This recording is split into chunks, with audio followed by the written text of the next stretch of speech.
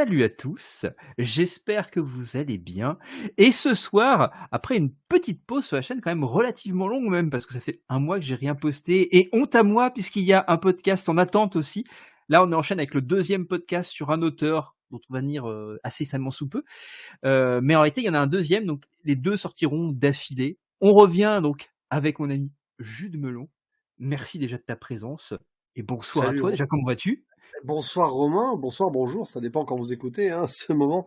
Ben, ça va super bien, c'est l'été, donc on profite de cinéma de tout genre, au pluriel. Beaucoup de genres, beaucoup de cinéma de genre sur ta chaîne, toujours avec grand plaisir.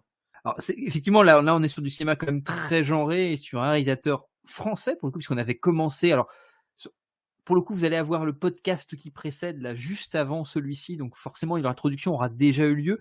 Mais après la filmographie qu'on a un petit peu explorée de Alexandre Bussi et Julien Maury, on enchaîne avec un autre réalisateur français de genre, pour revenir sur ça, qui est pour le coup Xavier Gence, dont toi tu avais déjà découvert un film avant qu'on en parle tous les deux, sur lequel on reviendra d'ici quelques temps, je pense, d'ici quelques vacances, si je puis dire.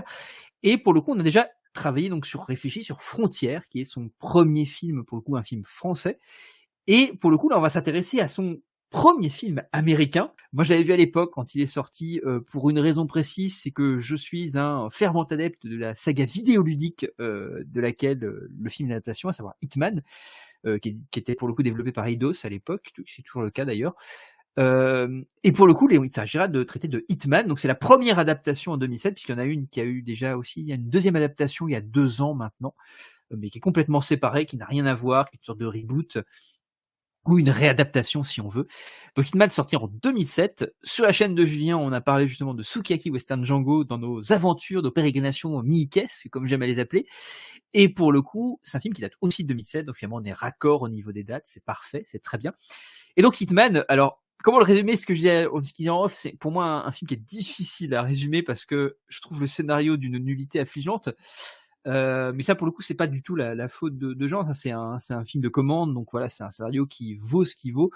On suit le personnage donc de l'agent 47, donc qui est un tueur à gages que vous interprétez, que vous incarnez dans le jeu. Là, pour le coup, vous interagissez. Alors, ça pourrait être l'occasion d'un passage, si peut-être en fin de podcast, de discuter un petit peu de la notion d'adaptation, parce que c'est intéressant, l'adaptation vidéoludique aussi. C'est un vrai questionnement, une vraie réflexion que vous portez là-dessus, sur comment porter une œuvre vidéoludique au cinéma.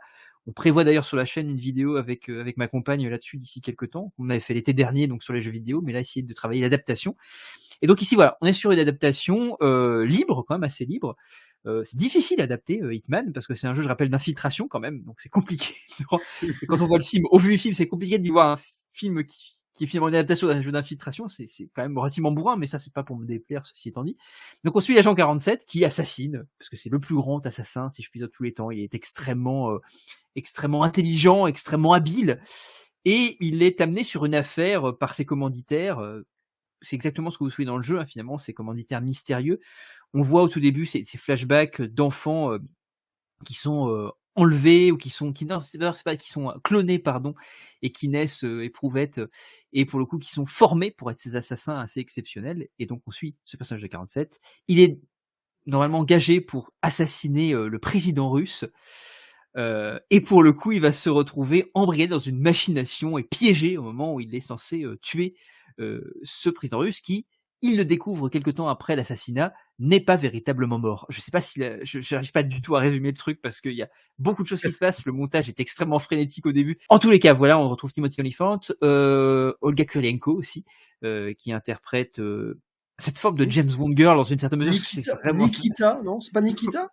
oui, Nikita. D'ailleurs, elle s'appelle Nika dans le film. Tout à fait.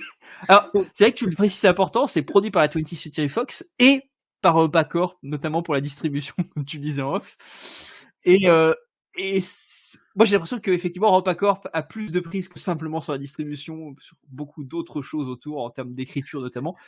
Mais ça, on va en reparler. Alors, pour le coup, je vais d'abord me tourner vers toi, Julien. Qu'en as-tu pensé de cette découverte? Alors, après Frontières, en plus, parce que c'est bien, on a quand même ce contexte d'avoir vu Frontières et moi d'avoir revu Frontières quelques temps avant. Et c'est le deuxième film, ou le troisième pour le coup, tu vois, mais on reparlera de l'autre plus tard, de Xavier Ange, mais qui est un film beaucoup plus personnel. Qu'en as-tu pensé? As-tu passé un bon moment? As-tu pris plaisir à découvrir Hitman? C'est presque amusant parce que c'est vrai que tu vas sortir les podcasts à peu de jours d'intervalle comme ça, et sachant que les films eux-mêmes se sont croisés. Genre, Hitman, c'est le premier qui est sorti officiellement, mais il avait fait Frontières avant, qui est sorti après. Donc c'est à moitié son premier film. Je n'ai jamais joué au jeu vidéo Hitman, donc déjà, voilà, pas faire de lien avec ça. Le casting était très très très alléchant, hein, sur le papier, parce que bon, Timothy Olyphant, c'est pas non plus l'acteur du siècle, mais on se souvient de lui dans Scream 2, c'est toujours un petit plaisir de le retrouver. Voilà. Il y a quand même, bon, Douglas Scott qui était dans un Mission Impossible, qui joue. Alors lui, oui, parce qu'il y a un inspecteur d'Interpol qui est là au milieu aussi. On se demande, il est un peu perdu comme le spectateur, je crois. Mais alors, j'étais content aussi de voir 2 acteurs de série que j'apprécie, hein, notamment Robert Nepper, qui est dans Prison Break, hein, vous savez, C'est vrai. bien méchant dans Prison Break là. Et il y a Henry Ian Cusick aussi qui joue Desmond dans la série Lost. Donc bon, pour ceux qu'on en fait malheureusement, mais au moins ils sont là. Et Éric Ebouaney aussi, qui me semble avait déjà joué dans des productions Besson, hein, autour de cette époque. Et sinon, qu'est-ce que j'en ai pensé? Bah, que c'est le problème du film qui est monté à la truelle en fait, hein, parce que je pense que bon, le scénario du coup n'est pas aidé par le montage. Je pense qu'à un moment, quand on veut faire un bon film, il faut penser les deux en accord, au diapason et en amont. T'as un peu l'impression, je sais pas jusqu'à quel point Xavier Jean a eu la liberté, si on lui a coupé beaucoup de trucs. À mon avis, il a dû faire avec les moyens du bord. Je crois qu'il y a même une scène où il a pas du tout participé, il a pas tourné, la scène où ils se battent à plusieurs. Là. Bon, ça se sent d'ailleurs, c'est une scène qui sort complètement de nulle part, qui a pas la même esthétique. Enfin, il y a un truc qui va pas, et pourtant c'est une scène qui est sympa, hein, mais bon, voilà. Le film n'a pas de cohérence, en fait. T'as un peu l'impression que ils ont créé un premier scénario, ils ont changé en cours de route. J'ai un peu l'impression parce que l'idée de la menace, le seul truc qui est intéressant dans le film, ça va être la relation qu'a donc ce personnage sans nom, hein, c'est l'agent 47, qui a pas de passé, qui a pas d'existence, en fait, qui va rencontrer cette jeune fille, oui, une prostituée, hein, à la base, hein, Nika. Et on sent justement, là, il y a la tentative d'humanisation du personnage, mais qui est compliquée parce qu'il n'a pas de sentiment. Mais bon, c'est complètement perdu au milieu d'une sorte de fausse quête on sait pas pourquoi on le cible lui plus qu'un autre, pourquoi. Il n'y a pas spécialement d'idée de rébellion derrière, mais bon, il est au milieu de tout ça. Le président russe avec son double, un peu plus, hein, je te le disais en off, je pensais qu'on allait pousser le délire Mission Impossible, tant qu'à prendre un acteur qui a fait un film avec un masque, mais même pas du tout. Bon, cette idée de double de président, hein, c'est vrai qu'il paraît que ça existe, mais voilà. C'est assez illisible. En plus, on a des gros clichés, hein, sur la mafia russe, sur ces trucs où on comprend pas trop pourquoi cette organisation est là à ce moment-là, pourquoi Interpol intervient, la CIA. C'est un bazar sans nom. Et le personnage d'ailleurs de l'inspecteur est très mal utilisé, je trouve. Introduit avec ce faux flash forward autour au début, qui en plus te baise un petit, désolé du terme, hein. Oui, mais je suis d'accord.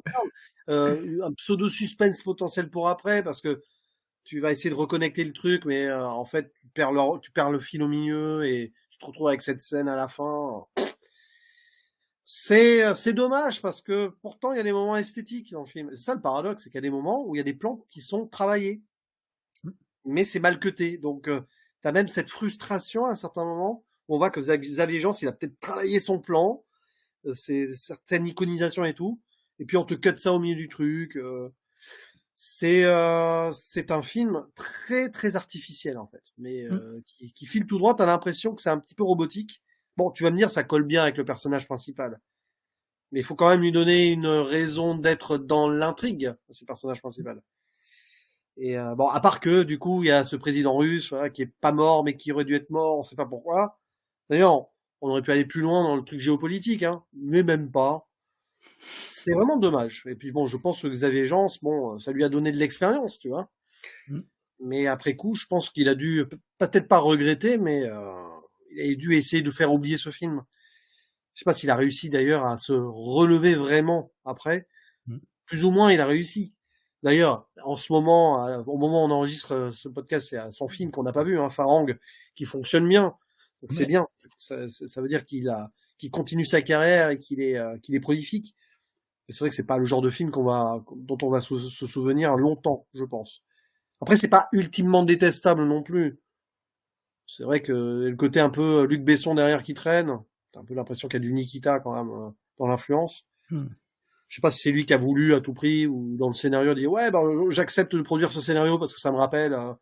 Peut-être que le scénariste s'est inspiré de Luc Besson, j'en sais rien.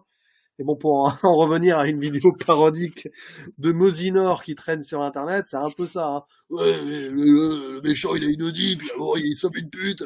C'est un peu ça, quoi. Et c'est du cliché, mais quand on voit ce genre de film-là, on peut comprendre des parodies qui ont été faites derrière. Après, le scénario, c'est vrai que tu dis un truc qui est intéressant, c'est vrai que le scénario est complètement con. Il est parfois effectivement incompréhensible avec finalement tous les personnages, les entités qui interviennent et qui interagissent les unes avec les autres. Alors ça, pour le coup, je trouve que curieusement, c'est assez raccord avec le jeu en fait. C'est-à-dire que les efforts de scénarisation d'Hitman, c'est toujours le bordel, tu comprends rien.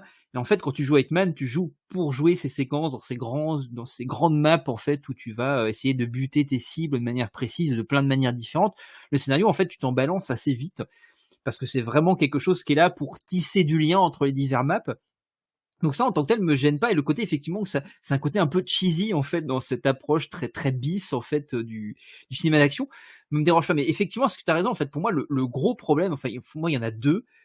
Un, c'est le montage, et tu en as déjà parlé, qui est assez catastrophique, qui est assez chaotique, on comprend pas tout ce qui se passe, c'est monté en dépit du bon sens. Effectivement, tu te demandes si la personne qui a mis en scène, la personne qui a écrit et la personne qui a monté se sont concertés à un moment donné, parce que il y a en fait la narration n'est absolument pas bien véhiculée par le montage. Alors, ce qui fait pas non plus un montage dégueulasse sur les séquences d'action en tant que telles, parce qu'elles sont relativement lisibles, et ça, c'est assez étonnant. C'est pas du Olivier Mégaton qui, dans un Taken 2 fait 15 000 plans ultra cut de moins d'une seconde pour que Liam Neeson enjambe une rambarde.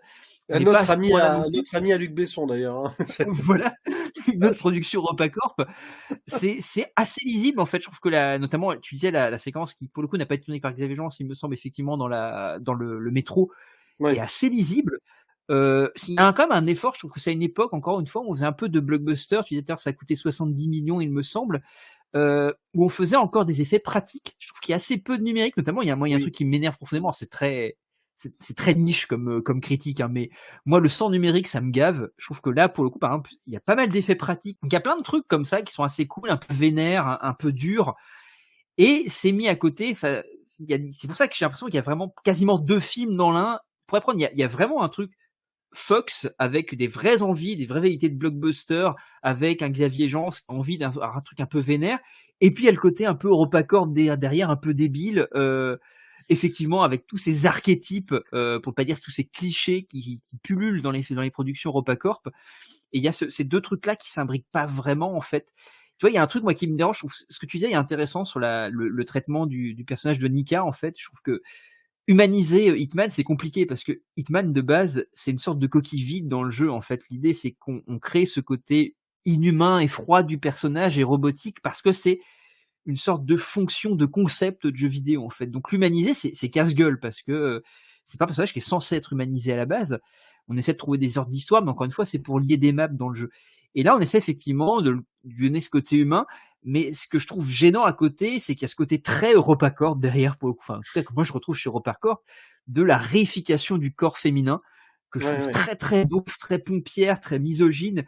Nika, elle est quasiment, quand on la voit, les trois quarts des plans, elle est à poil ou quasiment à poil, en fait. Et moi, ça me dérange beaucoup. Alors, ils essaient d'en faire un truc, c'est-à-dire que elle le laisse de glace, en fait, la plupart du temps, et lui est bloqué parce qu'à un moment, elle est un peu bourrée, il sort du resto, et elle lui grimpe dessus, elle essaie de le forcer à ce qu'il y ait quelque chose qui se passe humainement, de charnel, et lui il reste de glace. Alors ça crée une sorte de séquence moi qui m'a fait marrer où il lui il la pique avec une seringue pour qu'elle s'endorme et il se barre de manière très froide parce qu'il a pas envie.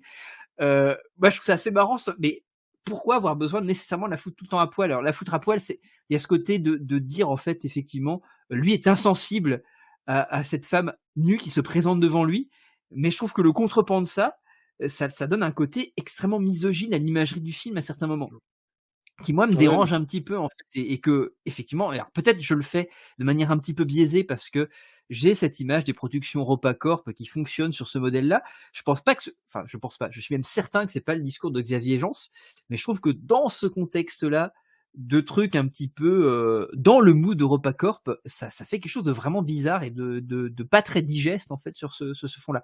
Après, encore une fois, ce que je te disais, c'est que j'aime bien moi les quelques séquences d'action qui je trouve sont plutôt bien foutues et qui font quand même la part belle un petit peu au côté un petit peu sanglant, aux effets un peu gore, et puis finalement une vraie lisibilité où il y a des trucs esthétiquement qui sont vraiment bien foutus. Et là, je retrouve un petit peu ce Xavier Jeance un peu vénère, qui a un vrai amour de la belle ouvrage, du travail bien fait dans l'action. Et c'est pour ça qu'il me tarde de découvrir justement son film qui est actuellement, qui est contemporain, si je puis dire, de ce podcast. Parce que je trouve que c'est un mec qui, dans l'action, se débrouille vraiment bien. Donc voilà, je suis un petit peu taraudé, un petit peu. C'est un film que je trouve timoré, on va dire ça comme ça. Ah oui. Mais intéressant sur certains points, mais je trouve franchement énervant sur d'autres. Ouais, et puis pour en revenir à cette séquence dans le métro, donc il n'a pas filmé et tout. Même elle est pas mal. Hein, il y a un petit combat un petit peu à l'ancienne, presque Shambara. Voilà, Avec des on katanas a et tout. aussi évoqué un western de Mickey juste avant nous dans nos conversations. Et le problème, c'est que même sur le plan scénaristique, elle n'a pas vraiment de sens, puisque à un moment, il décide de se battre, genre pour mourir avec honneur et tout. D'où ces gens coquilles vides qui ont été élevés comme ça ont l'idée de mourir avec honneur et dignité en se battant à l'épée. Alors que c'est des tueurs froids normalement, donc même entre eux, ils devraient se tuer froidement si jamais. Tu vois, il y a même des contradictions comme ça. Pourtant, moi, le tout début, j'ai vraiment l'idée de ces enfants tous rasés et tout, élevés comme du bétail, hein, pour être des tueurs sanguinaires. C'est intéressant, hein, comme concept. C'est intéressant même d'en imaginer plusieurs qui, face à des missions différentes, sont obligés de se faire face. Peut-être à un moment, les faire se retourner contre le système. Il y avait plein d'idées potentiellement derrière. Alors ça sortirait du jeu, hein, tu vas me dire. Mais ça aurait été intéressant de voir cette révolte-là. Non, mais c'est ce que Mais fait le non. jeu. Au passage, c'est un truc que traite le jeu d'ailleurs en plus. Bah voilà, mais là, le film, non, à un moment, je pensais que, tu vois, on les voit tous ensemble, et dit, bah non, ils se mettent ensemble, et on aurait pu avoir une petite armée et tout. Non, non, parce que, au final, pas, il est toujours en mode solitaire, bon. En plus, d'ailleurs, ça me fait marrer parce que j'ai vu après coup il y a un des producteurs, c'est quand même Vin Diesel, et qu'il a été, c'était une rumeur qui joue le rôle principal juste parce qu'il est chauve, quoi. Non, mais j'essaie d'imaginer l'idée. Non, mais voilà. Si c'était pas lui, c'était Jason Statham aussi. Mais bon, finalement, ils ont bien fait de rester sur leur truc de l'époque. Je crois qu'il y avait le Transporteur, était déjà sorti à l'époque, je Oui. crois. Et je crois qu'il y avait au moins un ou deux qui étaient sortis. Hein. Oui, donc du coup, il aurait régressé, je pense, hein, avec ce film-là. Mais bon, de toute façon, Vin Diesel à l'époque, il était déjà occupé avec Fast and Furious. Donc je pense qu'il voulait pas faire ça. Mais bon, en soi, parfois j'ai du mal pour Timothy Olyphant parce que tu sens qu'il a pas vraiment de direction pour jouer son personnage. Enfin, moi, j'ai un peu cette impression-là. Parfois, j'ai senti l'acteur qui était pas trop dans la peau du personnage. Tu vois qu'il est effectivement aussi timoré entre je dois Oui. être un tueur froid, mais je dois témoigner d'une certaine forme d'humanité. Mais Et pas c'est trop, mais hyper un peu. bizarre. Mais voilà, c'est ça, c'est hyper C'est ça. bizarre. Mais d'ailleurs, c'est ça qui est. À un moment, bon, il refuse d'avoir une relation avec elle. Bon, logique, hein. Mais il s'attache quand même à elle. Alors Oui. qu'on le voit dans une scène aussi plutôt dans le film avec une blonde là qui l'envoie valser là aussi, hein, représentation très misogyne. La femme, elle est là en mode prête limite à se mettre à poil. Viens dans mon lit. Mais oui, c'est Bon, très bizarre. c'est vrai que certaines productions EuropaCorp sont très problématiques là-dessus. Une récente, notamment Arthur Malédiction, hein, Oui. que tu n'as pas vu, que tu as refusé de voir, je crois. Que j'ai vu après, hein, mais Tu l'as quand même vu, oui, voilà. j'ai quand même vu, oui, c'est une catastrophe. Ça aurait été bien de t'entendre faire un retour sur ce film. Ça aurait été, je pense, très fumeux. Hein, très très énervé. Je suis très, donc très quand on voit énervé. comment Luc Besson, enfin, il a pas écrit le film, Arthur Malédiction, mais visiblement si quand même qu'il était un petit peu sur le tournage, voir comment il sexualise sa propre fille. Il y a des moments où ça fait mal, quoi. Mais bon, ça c'est un autre débat. Et là, ben, le personnage féminin, le seul personnage féminin important du film, elle se met elle-même en objet parce qu'elle a été traitée comme un objet, mais Oui. tu Oui, vois, c'est ça qui est terrible dans l'écriture, c'est qu'elle a été exploitée et elle n'arrive même pas, une fois qu'elle sent cette émancipation possible avec ce tueur potentiel, elle reste dans ce personnage qu'on pourrait imaginer uniquement qui n'existe que par le sexe, quoi. Donc heureusement à la fin on lui donne un autre destin, mais ça paraît totalement artificiel. Oui. Pourquoi pas? Je pense qu'on peut spoiler gaiement, hein, si tu... Ah mais non, mais oui, De toute façon, qu'est-ce que je tu veux t'en prie. spoiler? Mais quand même, à la fin, enfin, l'histoire qu'elle va avoir un vignoble, le rêve de posséder un vignoble, mais ça n'a absolument aucun sens. Non, mais pourquoi? Pourquoi? Donc, enfin, voilà, pourquoi un vignoble, hein? Enfin, Alors, je dans sais. le jeu, il y a des maps dans des vignobles. Ah, bah, c'est tout ça, alors. Est-ce que c'est un emprunt au jeu? Je ne sais pas, mais Puis après, on la voit, voilà, elle va vivre son rêve, mais l'agent 47 n'est pas avec elle, mais il surveille quand même, hein. Il faut pas la toucher, mais moi je peux pas la toucher, mais personne peut la toucher. C'est un peu bah, ça le message final. C'est un peu glauque, hein, quand il pense d'ailleurs, mais bon. après, Non, moi, je trouve que même sur le jeu vidéo, il y a des trucs intéressants. Tu vois, il assume quand même un truc intéressant. Il assume en fait tout ce qui faisait le côté parfois un peu absurde du jeu. C'est-à-dire que dans le jeu, l'idée c'est quand même que tu es cet assassin. Tu peux te déguiser de plein de manières différentes, mais tu vois toujours, c'est toujours à vue parce que toi, il faut que tu repères aussi ton personnage, ce crâne chauve avec le code barre tatoué derrière. Donc le oui, personnage finalement est visible tout le temps, mais tu admets, suspension de ton jugement oblige, tu admets effectivement que ce personnage peut se fondre dans la masse. Et là, en fait, il assume ce truc pleinement. Je trouve que c'est plutôt mal. Il cherche pas à le justifier, en fait. Il se trimballe avec son code barre, il est chauve, il est toujours en costard. Il rentre dans des lieux qui sont censés être très sécurisés, mais ça passe crème, il n'y a pas de souci. Donc voilà, je trouve que finalement, c'est raccord avec le jeu, en fait. Ça peut peut-être paraître étrange pour quelqu'un qui est extérieur et qui a jamais joué, mais finalement, ça fonctionne assez bien. Il y a mm, plein de petits emprunts d'ailleurs au jeu, hein. Il joue beaucoup sur les travelling d'accompagnement avant, en fait, où il suit le tueur, en fait, façon TPS, en fait, dans les couloirs de certains lieux. Et ça fonctionne assez bien aussi. Pareil, à toi joueur, ça te renvoie à la perception que tu as du personnage dans le jeu, en fait, quand tu joues. Ça, c'est cool. Il y a un tout petit passage, au passage où on voit le jeu, puisqu'il y a le passage de 47 oui. qui tombe dans une chambre. Il y a deux gosses qui sont en train de jouer au jeu. Bon, ça, c'est plutôt rigolo aussi. Donc, mais je trouve qu'il intègre quand même assez intelligemment la mise en scène du jeu à certains moments, en fait, pour l'intégrer dans la mise en scène du film, en tout cas pour faire des échos, sans que ce soit trop appuyé. Et ça, je trouve que c'est plutôt intelligent. Le seul, on va dire, clin d'œil ou un peu trop direct, c'est ce moment-là, justement, où deux enfants jouent au jeu. Mais je trouve que globalement, c'est plutôt de manière assez maligne inséré à l'intérieur du film sans que ça paraisse trop, en fait. Il y a une tentative d'hybridation. Bon, le problème, évidemment, c'est que ça arrive à certains moments et que le reste du temps, tout est décorrélé puisque le montage est complètement chaotique. Mais je trouve que ces petits moments-là sont plutôt rigolos et c'est pas inintéressant. D'ailleurs, ouais, ben, tu réponds à une de mes questions que je me posais, mais si c'est cohérent au jeu, donc ça passe, c'est pourquoi, bêtement, il met pas une perruque pour s'infiltrer, parce que c'est vrai que le code barre derrière, c'est pas très discret, quoi. Mais même quand il Et se déguise en facteur, en fleuriste, il a une casquette, mais il reste un mec avec un crâne chauve ouais, avec bon, le code barre derrière. oui, c'est vrai qu'il faut l'identifier tel. Bon, dans le jeu, c'est logique. Tu l'identifies pour pas perdre le fil, mais bon, dans le film, c'est vrai que, du coup, c'est là où on pose la question de l'adaptation. Est-ce que ce Ouais. film est suffisamment cinématographique? Je pense pas. C'est ça le problème, c'est qu'il veut. Enfin, après, avec le montage, on peut difficilement dire si c'est vraiment pensé comme un film de cinéma en fait. J'ai un peu l'impression que c'est pensé comme une œuvre de jeu vidéo et en mode, vu que c'est adapté d'un jeu vidéo, on fait un peu n'importe quoi, on cut le scénario, c'est pas très Hmm. important. J'ai un peu l'impression qu'on est parti de cette base-là et que Xavier Jean, ça a dû se débrouiller comme il peut. En plus, on a dû retoucher son montage derrière, hein, ça c'est Ouais. sûr. Donc, il n'a pas participé au montage, ça c'est certain. De toute façon, Ah dans bah, ce je suis genre sûr, de, oui, oui. parce que comme il a été engagé, c'est un travail presque alimentaire, hein, ici. Une fois qu'il a fini de filmer, bah derrière, il avait plus son mot à dire. C'est un peu triste. Ouais, D'ailleurs, bien sûr. souvent les films comme ça sont peu réussis. C'est-à-dire que quand le réalisateur quitte le projet alors qu'il reste tout le montage, la post-prod derrière, c'est jamais bon signe, hein. Hmm. Mais bon, malheureusement, ça s'est beaucoup fait, notamment dans les années 2000. Hein, il y a eu cette mode-là de beaucoup d'adaptations où on prenait des réals, parfois français d'ailleurs. Hein, il y a beaucoup de réalisateurs français qui ont tenté des films un peu série B, un peu comme ça à Hollywood. Il y en a qui sont revenus, il y en a qui ont réussi, hein, aussi. Hein. Alexandre Aja, il nous a quand même fait un très bon remake. Oui, Euh, bien sûr.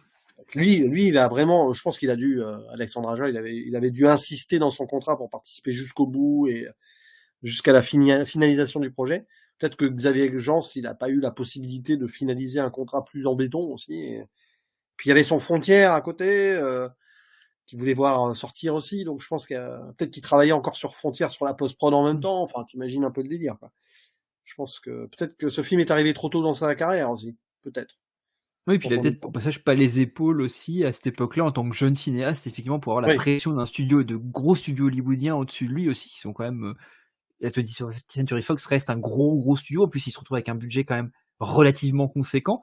Il sort quand même de Frontier qui a un tout petit budget quand même. Donc effectivement, je pense que c'est très compliqué de se mettre dans ce truc-là. En plus, au-delà en plus de la Fox, il y avait quand même, je pense qu'il y a Eidos qui avait quand même aussi un droit de regard certainement dessus aussi, qui est en partie à la production aussi. Donc c'est compliqué en fait de.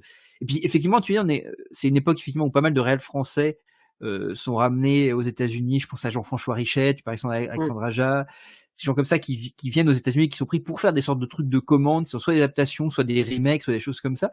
Et en plus, on est à une époque aussi où il y a pas mal d'adaptations de jeux vidéo aussi qui fleurissent ça et Mmh. là, et qui sont vraiment là pour capitaliser en fait sur des franchises vidéoludiques. On s'en fout un petit peu de la qualité, le but étant simplement de capitaliser dessus, quoi. C'est le cas des Resident Evil de Paul Anderson, même si on peut constater que Paul Anderson, il a un petit peu plus de mainmise, il a certainement plus de mainmise sur son projet, il fait n'importe quoi, mais il a au moins il fait ce qu'il veut faire. C'est discutable derrière, mais et là vraiment on a sur et puis en plus là on est quand même sur une adaptation de jeu vidéo particulière parce que Hitman c'est quand même quelque chose qui est, à mon avis, plus qu'un Silent Hill, plus qu'un Resident Evil ou autre, très compliqué à adapter parce que c'est un jeu qui est encore une fois extrêmement abstrait. Hitman, c'est vraiment c'est pas un jeu narratif, c'est un jeu, c'est une abstraction faite, c'est-à-dire que c'est des maps, encore une fois, avec un perso, tu dois buter des cibles, c'est tout. À la Ouais, base, il y puis a quasiment pas de narration. ouais, puis c'est très difficile. Et puis même à l'époque, il y a eu très peu d'adaptations jeux vidéo Mmh, à l'époque, en tout cas, qui ont fonctionné. Alors fonctionné peut-être, tout à mais fait.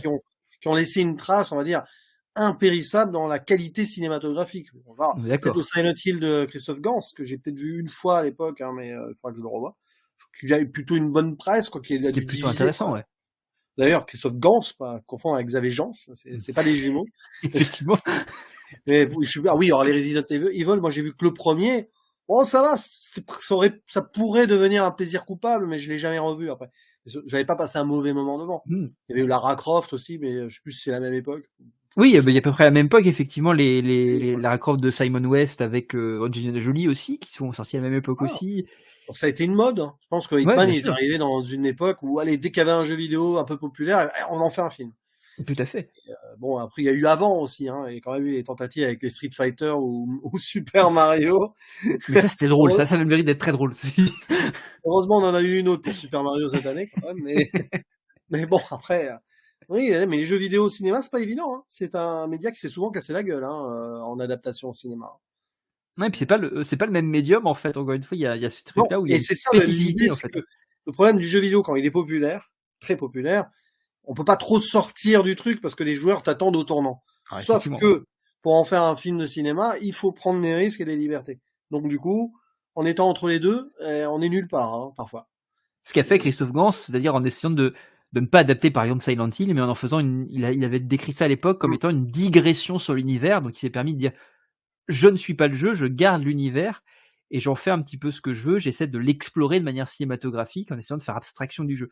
Alors le film Ouais, marche plus ou moins bien sur certaines choses parce que même si effectivement tu n'attends pas à retrouver exactement ce que tu as dans le jeu, tu t'attends au moins à retrouver un ressenti peut-être du jeu, notamment la solitude dans Silent Hill que tu ne sens jamais véritablement. Là, pour le coup, effectivement, on a une sorte de portage où, encore une fois, on essaie de trouver quelque chose pour relier quelque chose qui, à proprement parler, n'a pas d'histoire véritable ou l'histoire n'est qu'un prétexte pour quelque chose. Mais là, on est au cinéma, donc il faut raconter cinématographiquement la chose et effectivement, on ouais. peut considérer que le scénariste en question n'a pas réussi vraiment à transformer l'essai et la mise en scène de Lance, eu égard à tous les problèmes qu'il y a autour, au montage et autres, n'a pas forcément réussi à raconter autre chose que ce que le scénario racontait. Donc c'est compliqué. C'est ça. C'est ça. Mais bon, c'est vrai que là, j'essaie de réfléchir de l'époque. Est-ce qu'il y a vraiment des bonnes adaptations de jeux vidéo au cinéma? Des trucs qui ont vraiment été salués largement. Pas Bah, tant que ça, hein. il y avait Final Fantasy, les créatures de l'esprit, qui doit dater à peu près, peut-être un petit peu plus tôt, 2002-2003, qui était un film d'animation qui avait été reconnu pour sa qualité en tant que film Ça d'animation. oui. Justement, l'animation permet des belles libertés Ouais. qui peuvent, je pense, plus fonctionner pour l'adaptation d'un jeu vidéo. Après, oui, de toute façon, l'animation est un médium qui permet des belles libertés. Justement, ça Oui, permet une belle adaptation cinématographique tout en gardant l'univers d'un jeu vidéo. Ça tout peut. à fait, ouais. Ça dépend les jeux aussi, tu vas me dire. Aujourd'hui, les jeux sont de plus en plus réalistes, donc forcément, on a tendance à plus imaginer des live action de jeux vidéo. Bah, il y a eu Uncharted, par exemple, Oui, l'année dernière. C'est pas un mauvais film, hein. Mais bon, j'ai jamais joué à Uncharted, mais c'est une sorte de Indiana Jones, oui, version plus jeune, quoi. Ouais. Donc, d'ailleurs, Uncharted n'est-il pas influencé par Indiana Jones? On peut savoir aussi s'il n'y a pas d'œuvres de jeux vidéo qui sont influencés de cinéma, tout ça. On peut tourner en rond aussi là derrière, hein, mais Forcément, ça tourne en boucle et ça se mord la queue au bout d'un moment, effectivement, parce que le jeu vidéo s'est inspiré du cinéma et le cinéma s'inspire oui, du jeu vidéo et souvent d'ailleurs la boucle est bouclée au bout d'un moment puisqu'on retrouve le film de base ou le jeu de base qui a inspiré le reste. Donc, comme Resident Evil s'inspirait de Romero, a fait référence à oui, Romero, et pour le coup, Paul Anderson refait référence à Romero. Enfin, c'est un truc qui se mord la queue au bout d'un moment et qui devient compliqué. Mais effectivement, c'est parfois très stérile, effectivement. Mais l'animation, tu as raison, je pense que c'est une bonne manière, peut-être. Alors, j'ai pas vu le dernier Super Mario pour le coup, mais on en dit quand même pas mal de bien, globalement. Eu égard au film sympathique, ceci dit, qui reste un plaisir coupable avec Bob Hoskins et John Leguizamo, qui m'a fait toujours fait beaucoup bah, il rire. faut l'avoir vu jeune, hein. Moi, je l'ai Oui. découvert récemment. C'est sûr que c'est un peu tard, quoi. Moi, je l'ai vu jeune, ça m'a fait beaucoup rire quand j'étais jeune. Il y avait un truc qui fonctionnait un peu. C'est un film quand même un peu crade, un peu bizarre. Mais, Je pense que, mais je sais pas quelle drogue avait circulé à l'époque. Bon, il y a Dennis Hopper dans le film, tu vas me dire, donc oui, mais c'est ça. c'est possible. Finalement, il y a beaucoup de bons acteurs dedans. C'est hyper Ah étrange. oui. Non, mais c'est un film typé années 90. Marc, ça a son charme. Ça a son Oui, charme. là, Mais bon. Ouais, mais le nouveau, l'adaptation récente en animation, elle est très fan service. Là, pour le coup, il y a pas il y a pas eu de prise de risque ultime, mais ça fonctionne. Et C'est très ce qui est un différent. écueil, qui évite Hitman dans une certaine mesure, parce que c'est pas un film qui est très fan service, mine de rien, en fait, au niveau de son. Ouais. Oh, il y a très peu finalement, il y a des références, mais qui sont finalement assez discrètes en fait. Il y a pas trop ce coup de coude donné aux joueurs pour dire: «Ah regarde, j'ai placé ça, j'ai placé ça».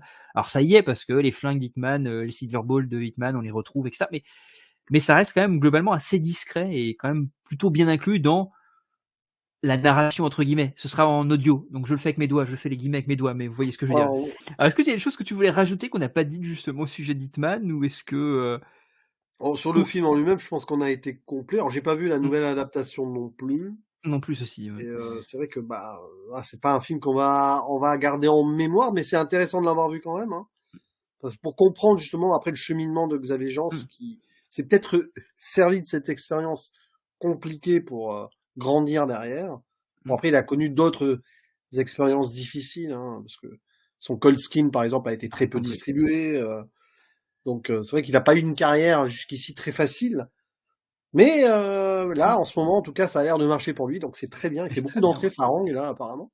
Donc peut-être la chance que tu l'aies en décalé dans ton cinéma, s'il a beaucoup de Bien succès, sûr. hein. Voilà, c'est ça aussi l'intérêt. Mais oui, bon, de toute façon, Farang, toi et moi, on y viendra un jour, Tout à fait. quoi qu'il arrive, hein, ça on le rattrapera.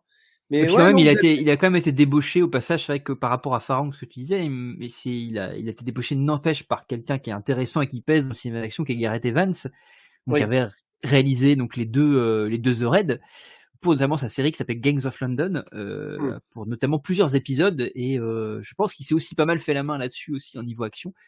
Même si encore une fois dans oui, Hitman, on voit que c'est quelqu'un qui sait tourner de l'action mine de rien. Moi, je pense qu'il y a bien tout sûr. intérêt là du film, c'est de voir que c'est un mec qui sait quand même faire des séquences d'action, même Mais tu si sais, même bon. dans Frontières, hein, il y avait des petits Mais moments, oui.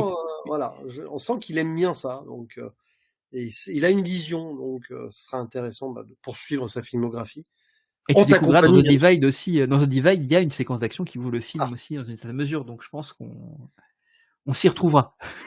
non, mais c'est ça qui est bien avec Xavier Jean, c'est qu'on sent quand même il a la passion. Il a la passion de Ouais, faire des films. Donc, bon, il a eu plus ou moins de chance, mais je pense qu'aujourd'hui, si on l'a en interview et tout, il te dirait qu'il a quand même eu beaucoup plus de chance que certains de ses camarades, hein. bien sûr. S'il continue à faire des films aujourd'hui, c'est que c'est bien. Tout va bien. Oui, bah, Mais tout à fait, certains de ses ouais. camarades, on les a un peu perdus de vue, hein, je pense, hein. T'as aussi le réalisateur de Brocéliande, hein, qu'on a plus vu depuis, mais est-ce que c'est vraiment dommage? Je ne sais pas.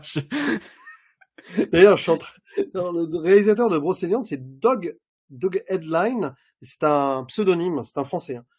Donc il a même pas assumé son vrai nom pour sortir le film. Ça peut vouloir dire quelque chose. Non mais bon, Brocéliande, c'est un autre débat. Je crois que c'est le film que j'ai pas terminé. J'avais vu sur Canal+ à l'époque, je suis pas allé au bout. C'était pas possible. Écoute, je te lance un défi, on fera un Allez. échange sur Brocéliande. Ah bah oui. On fera ça en transition entre Xavier Jean, c'est un autre. Alors là, Ah bah on va rire. Enfin, après tout, aussi peut y aller. bien en allant au bout, j'ai l'aimé. Hein. Et c'est vrai, en plus, on en rit de ces films-là, mais ça montre que finalement, Hitman, on le met pas du tout dans cette même classification de mauvais Non, film bien en tant que sûr. tel. Ça reste un film qui est tout à fait correct et regardable, si je puis dire, Ouais. malgré ses défauts, et dans lesquels effectivement on peut discerner ça et là des vraies qualités, en fait, des vraies émanations du talent de l'auteur malgré tout, parce que c'est un auteur, je pense, Gaël, mais on y viendra un petit peu plus tard Oui. en explorant sa film de toute façon. En tout Oui. cas, je te remercie beaucoup de cet échange, Merci, pour Romain. cette découverte. Ah oui, je suis ravi de cette découverte. Et c'est bien. C'est bien. Bon après c'est pas non plus nul. Hein. Voilà, Non, non, vraiment, non. c'est-à-dire que c'est très moyen, quoi. On va Voilà, être gentil. Mais c'est bien aussi de voir des films parfois moins bons bien pour se sûr. questionner dessus et encore plus profiter des très bons films à côté. Hein. Si on voyait que des films excellents, on s'ennuierait peut-être aussi. On est d'accord. Et en plus, je vous rappelle, vous qui écoutez, vous êtes habitué à la chaîne de Romain. Romain, tu adores les films malades. C'est Oui, un peu un film malade là quand même. Hein. c'est vrai. Alors, Parfois, il manque un bras le film, hein, des fois. oui, Mais non, oui, oui. Et je t'avoue que en le revoyant, ouais, je termine le podcast sur un truc un peu négatif comme ça, mais en le revoyant, j'ai quand même eu un tout petit peu de mal à aller jusqu'au bout quand même, parce que je trouve le film quand même pas à cause forcément du montage. facile. Avec le Ouais, montage, j'ai l'impression que le temps se dilate parce que ça te fatigue. Ça te ouais, c'est assez fatigue. fatigant à regarder, ouais, Ça. effectivement. Et puis tu sens que ça va, tu sais pas vraiment où ça va, et en même temps tu vois vraiment où ça va, Tu paradoxalement. fais des pauses. Moi, j'ai fait 2-3 pauses hein, pendant le film. Hein. À un moment, voilà, Ouais, c'est petite ça. pause, tu fais 2-3 trucs à côté, tu reprends 5 minutes après, voilà, parce que oui, c'est ça. Au cinéma, ça doit être à voir sur grand écran, ça va être sympathique, hein, ma foi. Hein. T'es obligé là, d'aller au bout. Oui, voilà, au moins, voilà. Voilà. Mais je pense qu'un visionnage suffit, hein. C'était le deuxième, Oui, je je l'ai pense pas senti que un je peu le long. reverrai un jour, à moins qu'on me fasse un pari. Voilà. Mais pardon, Xavier Jean, on aime beaucoup ce que tu fais, ceci. Mais oui, non, mais de Voilà, toute façon, lui-même, je pense qu'il en rigolerait un petit peu oui. maintenant. Voilà. Puis je pense effectivement, le film a beaucoup de circonstances atténuantes quand même, qui fait Oui, on peut effectivement comprendre ce que tu disais, voir des mauvais films parfois, essayer de comprendre pourquoi ils sont moins bons que d'autres, si je puis dire. En bah, tout c'est cas, un sûr. grand merci à toi, Julien, pour cet échange et ta confiance. Mais merci Romain, mais j'ai toujours confiance. Voilà, De toute façon, il y aura toujours de quoi discuter derrière, il y a pas On de est souci. d'accord. Et ce ne sont que Et des films, c'est inoffensif. Hein. Même si voilà. certains piquent beaucoup, comme Arthur Malédiction, ça a beau être Ouais. inoffensif. Sur certains points, ça ne l'est pas, parce qu'il y a des problèmes problématiques, on va dire, mais ça, c'est un autre Oui. débat. Mais là, non, il n'y a pas de... À part, si, des clichés, le côté un peu misogyne et des clichés sur les Russes, bon, Ouais. c'est... On va excuser ça par l'époque, on va dire. C'était un Par contexte l'époque différent. et par EuropaCorp. Voilà. Un On peu va juste dire ça. ça par EuropaCorp. Voilà. En tout cas, je te souhaite une très bonne soirée, puis je te remercie beaucoup. Et puis la prochaine fois, on se retrouvera normalement pour The Divide, qui doit être le Hum. prochain sur la liste, qui est un film que pour le coup j'aime énormément, mais on y Ah, reviendra, et ce sera intéressant d'avoir ton avis dessus. C'est un film qui, au passage, c'est intéressant. C'est pour ça que je vais te laisser sur cette idée-là. C'est un film qui m'a beaucoup traumatisé. Il y a des séquences qui m'ont hum. mis extrêmement mal à l'aise. C'est pas souvent le cas, mais il y a des séquences qui m'ont vraiment mis très très mal. À tel point que le film, dans un premier temps, pourquoi je parle de ça maintenant? On s'en fout. Je ne voulais pas le revoir parce que il m'a mis très mal à l'aise, et j'avais tendance à le rejeter, en fait. Et en le Ah, revoyant, je me suis rendu compte que si je l'avais rejeté, c'est parce qu'il avait bien fonctionné, que c'était un très bon film. Mais voilà, on y reviendra. Pourquoi d'accord. je C'est un tease. préambule. Voilà, c'est un teasing. Voilà. Mais ça sera intéressant, ça donne envie de le voir. Bon bah voilà. Bon bah c'était du teasing pour te donner envie d'y aller. En tout cas, je te dis à très bientôt, Julien, et je te remercie beaucoup. À très très très bientôt, toujours un grand plaisir. Et bien de même. Passez une bonne soirée tous. Merci de votre attention, de votre écoute, comme d'habitude. Et puis à très bientôt. Et puis bien sûr, vous aurez les 2 podcasts enchaînés si vous voulez d'affilée, donc c'est merveilleux. Des gros bisous, salut. Salut, ciao ciao. Ciao.